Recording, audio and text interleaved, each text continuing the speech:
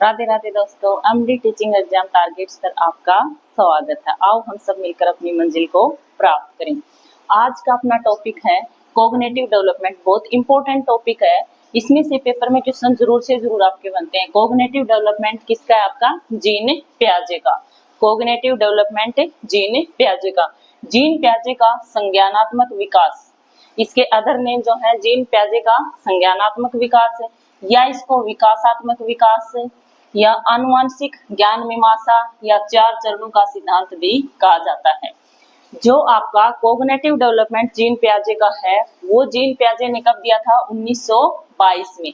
कब दिया था? 1922 में। जीन पियाजे का संज्ञानात्मक विकास, विकासात्मक विकास, या आनुवांशिक ज्ञान मीमांसा, या 4 चरणों का विकास सिद्धांत भी इसको बोला जाता है। इसका टाइम पीरियड जो है जीन पियाजे का, वो है 1896 से 1980। जीन पियाजे का जो टाइम पीरियड है वो आपका 1896 से 1980 का है। ये जो जीन पियाजे थे वो कहाँ के थे? रूस के। जीन पियाजे जो थे वो कहाँ के थे? वही रूस के थे। जीन पियाजे जो थे उसने जो अपना कॉग्निटिव डेवलपमेंट का जो सिद्धांत दिया था, उसने अपने बच्चे पर प्रयोग किया था। अपने बच्चे पर उसका प्रयोग किया था, मीन्स उसका जो बच्चा था खुद का, वो छोटा था, वो धीरे धीरे जैसे जैसे बड़ा हो रहा था, जो एक्टिविटीज कर रहा था उसी को वो देख रहा था कि कैसे कैसे उसमें चेंजेस हो रहे हैं, कैसे कैसे उसका डेवलपमेंट हो रहा है, कैसे कैसे वो एक्टिविटीज कर रहा है। वो अपने बच्चे के ऊपर ही उसने प्रयोग किया था। बच्चा खुद से सीखता है, तो जीन पियाजे ने क्या कहा कि बच्चा जो है वो खुद की एक्टिविटीज से खुद से सीखता है।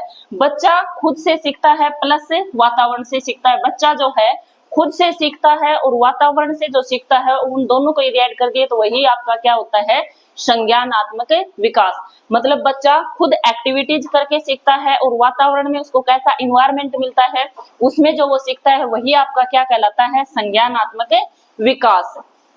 ठीक है। बच्चे का खुद का ज्ञान प्लस वातावरण, बच्चे का खुद का ज्ञान और उसमें वातावरण को यदि उसमें ऐड कर दिया जाए, मतलब वातावरण से वो क्या सीखता है, वही आपका क्या है? संज्ञानात्मक विकास है। बच्चे नन्ना वैज्ञानिक होते हैं। जीन पियाजे ने क्या कहा है? बच्चे जो है वो नन्ना वैज्ञानिक है। अब डेफिनेशन आती, बच्चे नन्ना वैज्ञानिक है, ये किसने दी? तो जीन पियाजे ने।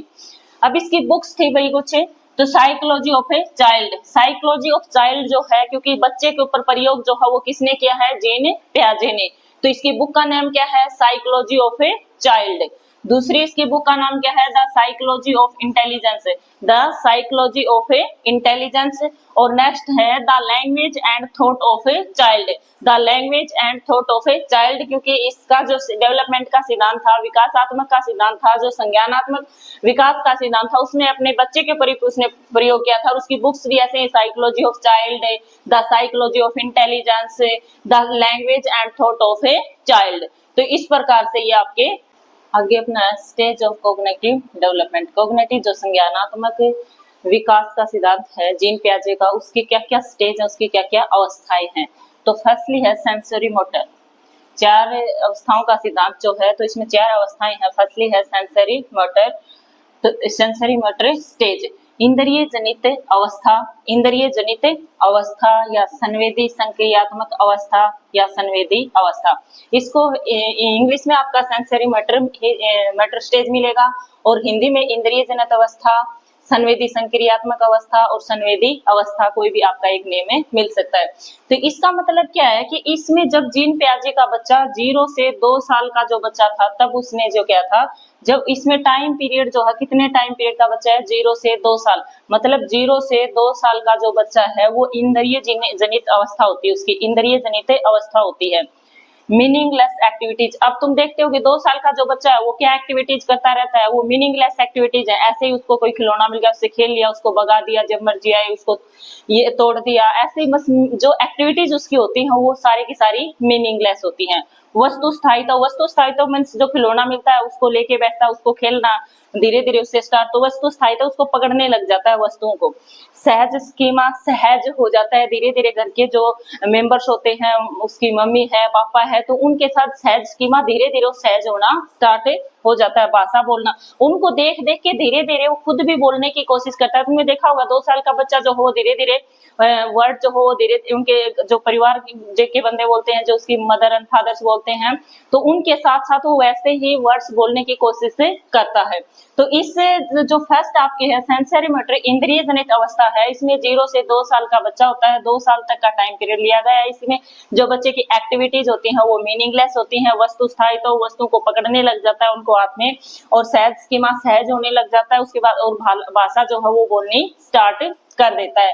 ये है उसकी। अब इनमें से एक बच्चा है, क्वेश्चन आपका पेपर में यदि कोई क्वेश्चन आता है तो ऐसे आ सकता है, एक बच्चा है वो वस्तुओं को पकड़ने लग जाता है, वस्तु स्थायित्व करता है, तो वो बताओ कौन सी, जीन पियाजे के अकॉर्डिंग कौन सी अवस्था में, तो वो कौन सी अवस्था में होगा, इंद्रिय जनित अवस्था में। फिर है आपका सेकंड जो है वो क्या है, pre operational stage. Pre operational stage जो हो क्या, पूर्व संक्रियात्मक अवस्था या पूर्व प्रत्यात्मक अवस्था। प्री ऑपरेशनल स्टेज जो है वो पूर्व संक्रियात्मक अवस्था या पूर्व प्रत्यात्मक अवस्था, मतलब इसमें जो बच्चा है वो आपका 2 से 7 साल का होता है। 2 से 7 साल का जो बच्चा है वो आपका प्री ऑपरेशनल स्टेज में होता है, पूर्व संक्रियात्मक अवस्था में होता है, पूर्व प्रत्यात्मक अवस्था में होता है। इस टाइम बच्चा जब 2 से 7 साल के बीच का जो बच्चा होता है, 3 साल का, 4 साल का, 5 साल का, वो क्या होता है, जिज्ञासु होना स्टार्ट हो जाता है। जिज्ञासु का मतलब वो बार बार आपसे क्वेश्चन पुट अप करेगा कि ये क्या है, ये कैसे है, ये कहाँ से आया है, कौन लेके आया है, क्या करे, मतलब जिज्ञासु हो जाता है, वो हर एक चीज के बारे में जानना चाहता है। तो 2 से 7 साल का जो बच्चा है वो क्या हो जाता है, जिज्ञासु होता है। क्वेश्चन करने स्टार्ट कर देता है कि क्या है, कैसे है, कहाँ से लेके आए, कैसे करना। अहम केंद्रित और आत्म केंद्रित मतलब खुद वो धीरे धीरे बच्चा, तुमने देखा होगा कि शिकायत लगाना स्टार्ट कर देता है कि ये ऐसे कर रहा है, वो शरारत कर रहा है, मैंने ये नहीं किया, मतलब वो खुद को प्रूफ से साबित करता है कि मैंने ये गलती नहीं की है। जीववाद का मतलब क्या है, पहले छोटा बच्चा था जब वो तो खिलौने से, जैसे 0 से 2 साल का था तो खिलौने वगैरह, धीरे धीरे जैसे वो 2 से 7 साल की तरफ मूव करता है, जब वो 2 साल का, 3 साल का है तो खिलौनों से खेलता है। जैसे जैसे वो 5 साल के बाद, 5 का 6, 7 साल का होता जाता है, तो उसके बाद वो रियलिटी से खेल, मतलब खिलौनों के बजाय रियलिटी से खेलना ज्यादा पसंद करता है। अब छोटा बच्चा, उसको तो गाड़ी वगैरह, छोटे खिलौने वगैरह दे देते हैं तो उनसे खेल लेता है, लेकिन जैसे वो 5 या 6, 7 साल का होता है तो उसकी जिज्ञासा भी होती है कि और रियल गाड़ी जो उसको भी मैं चलाने की कोशिश करूं।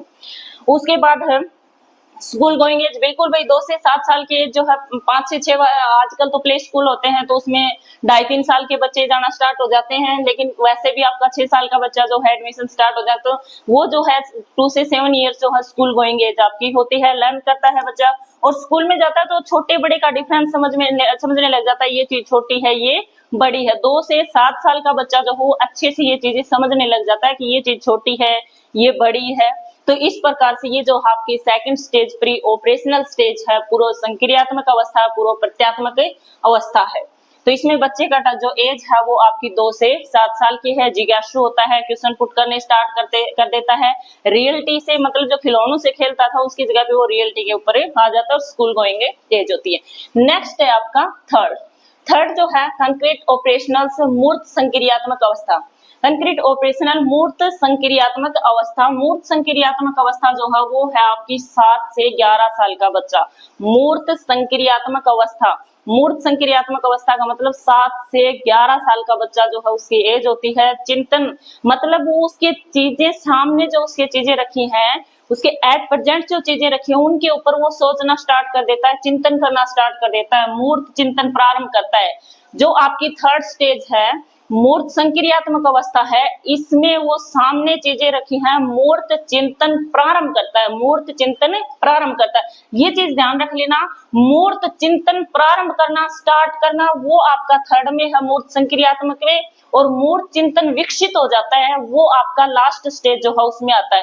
मूर्त चिंतन स्टार्ट करता है, प्रारंभ करता है, शुरुआत करता है थर्ड में मूर्त संक्रियात्मक अवस्था में, लेकिन यहाँ पे उसकी शुरुआत होती है और विकसित जाके कहाँ पे होता है, फोर्थ स्टेज में। तो मूर्त जो चिंतन है वो प्रारंभ कर देता है। मूर्त तार्किक चिंतन मतलब वो लॉजिकल चीजें सीखना धीरे धीरे स्टार्ट हो जाता है। 7 से 11 साल का बच्चा जो हो वो तार्किक चिंतन करना स्टार्ट कर देता है, लॉजिकल। मैथ से रिलेटेड ट्रायंगल है, स्क्वायर है, रेक्टेंगल है, इनके बारे में उसको ज्ञान हो जाता है। भाई 7 से 11 स्कूल का बच्चा जैसे स्कूल में जाता है तो वो 4th 5th क्लास तक का, तो उसको इन चीजों का पता हो जाता है कि रेक्टेंगल क्या होता है, ट्रायंगल क्या होता है, तो मैथ से रिलेटेड समझ उसकी हो जाती है। अंश पूर्ण का ज्ञान जो है मैथ के आपके कि 1/2 है या 4/5 है, टोटल हिस्सा इतना, उसमें से इतना हिस्सा है, तो वो अंश पूर्ण का ज्ञान जो है उसको प्रॉपर हो जाता है। समानता कि उसको समानता का भी होता है कि कैसे कैसे समानता जो है क्या समान है या नहीं है, वो चीजें भी क्लासिफिकेशन, समान गुणों के आधार पर उसको क्लासिफिकेशन करना भी आ जाता है। चीजों का सेम चीजें जो दिखती है उनको एक साइड में इकट्ठी कर देगा, उनका मतलब क्लासिफिकेशन वो कर सकता है। विचारों में विलोमता, विचारों में उसकी विलोमता आ जाती है, मतलब पलटावी अवस्था होती है। ये पलटावी क्वेश्चन ये आया कि पलटावी अवस्था कौन सी होती है जीन पियाजे के अकॉर्डिंग, तो पलटावी अवस्था जो है वो मूर्त संक्रियात्मक अवस्था होती है। 7 से 11 साल का बच्चा इसमें होता है, इसमें पलटावी अवस्था होती है। पलटावी अवस्था का मतलब है उसको पता है कि 6 और 4 10 है, तो उसको ये भी पता है कि 10 में से यदि 6 को लेस करेंगे तो वो 4 आएगा, तो इस टाइप से वो चीजें सीख जाता है। ये है उसकी थर्ड स्टेज। ठीक है भाई, तो ये उस टाइम के जब जीन पियाजे का बच्चा छोटा था, उस टाइम जब उसने ये चीजें जो है सीखी थी 1922 में उसने दिया था, तो उस टाइम का बच्चा और आज के टाइम के बच्चे में काफी डिफरेंस है, लेकिन उस टाइम के उसने ये देखा था कि उसका बच्चा किस टाइप से क्या क्या एक्टिविटीज कर रहा है। नेक्स्ट फोर्थ है आपका फॉर्मल ऑपरेशनल। फॉर्मल ऑपरेशन अमूर्त संक्रियात्मक अवस्था या औपचारिक अवस्था। अमूर्त संक्रियात्मक अवस्था या औपचारिक अवस्था, इसमें 11 से 15 साल का या 11 टू अबो 11 से बड़ा, वो दोनों ही आ सकते हैं क्वेश्चन में। चिंतन चीजें सामने नहीं होती हैं, मतलब चिंतन जो है वो चीजें सामने नहीं होती हैं, उनके ऊपर भी अमूर्त। अमूर्त का मतलब यही है कि भावनात्मक, हम कल्पनाओं में चीजों को सोचते हैं कि एट प्रेजेंट हमारी चीज सामने नहीं है, फिर भी उसके बारे में हम चिंतन कर रहे हैं। तो 11 से 15 साल का बच्चा जो है वो जो उसके सामने चीजें नहीं है एट प्रेजेंट, उनके बारे में भी चिंतन करना स्टार्ट कर देता है। हम मानसिक दमन, कंफ्लिक्ट में रहता है कि क्या करना चाहिए, कैसे करना चाहिए, ये चीज करूं या नहीं करूं, ये करूं या नहीं करूं, मतलब वो एक द्वंद में रहता है। अमूर्त चिंतन विकसित होता है, बिल्कुल अमूर्त चिंतन जो है वो क्या होता है, विकसित होता है। अमूर्त चिंतन विकसित होता है फॉर्मल ऑपरेशनल में, अमूर्त संक्रियात्मक अवस्था में, लेकिन मूर्त चिंतन विकसित कर देता है, लेकिन मूर्त चिंतन जो है वो विकसित हो जाता है। स्मृति और कल्पना विकसित होती है, बिल्कुल वो लर्न करना चीजें को स्टार्ट कर देता है और कल्पनाएं करना स्टार्ट कर देता है कि ये चीज ऐसे है तो कैसे हो सकती है, किस टाइप से ये होगी, लर्न करना स्टार्ट कर देता है। तो इस टाइप में जो है ये आपकी 4 टाइप्स आपकी थी भाई, किसके according, stage of cognitive development Jean पियाजे के अकॉर्डिंग 4 स्टेजेस थी, sensory motor stage, pre operational, concrete operational और फॉर्मल ऑपरेशनल, ये 4 स्टेज थी। तो अच्छे से आप लर्न कर लेना। इनमें से क्वेश्चन आपके बनते हैं कि एक बच्चा है वो मूर्त तार्किक चिंतन करता है, मतलब मैथ से रिलेटेड क्वेश्चंस पुट अप करता है, तो वो बताओ जीन पियाजे के अकॉर्डिंग कौन से उसमें आएगा। तो आपको बताना है कि वो क्या है भाई, मतलब मैथ से रिलेटेड कंसेप्ट करने लग जाता है तो वो 3rd स्टेज में मूर्त संक्रियात्मक अवस्था में आता है भाई। तो इस प्रकार से फिर वही ध्यान रख लेना भाई, मूर्त तार्किक चिंतन, इसमें मूर्त चिंतन प्रारंभ होता है और प्रारंभ होने का आता है तो 3rd स्टेज में आएगा, और विकसित हो गया तो इसमें 4th स्टेज में आएगा। इस प्रकार से ये टाइप्स थे, अच्छे से इनके प्रॉपर नोट्स वगैरह बना लेना और इनको अच्छे से लिखा है। अडप्टेशन, अनुकूलन या संतुलन, अडप्टेशन, अनुकूलन या संतुलन। अनुकूलन एडेप्टेशन जो है वो आपका 2 टाइप्स का होता है, एक तो होता है असिमिलेशन और एक होता है अकोमोडेशन। ये वर्ड जो आपको डायरेक्ट क्वेश्चन में मिलेंगे। एडेप्टेशन का मतलब होता है अनुकूलन या संतुलन, अनुकूलन या संतुलन। असिमिलेशन, असिमिलेशन का मतलब होता है आत्मसातकरण, असिमिलेशन का मतलब क्या होता है, आत्मसातकरण, मतलब अपने आप से ग्रहण करना।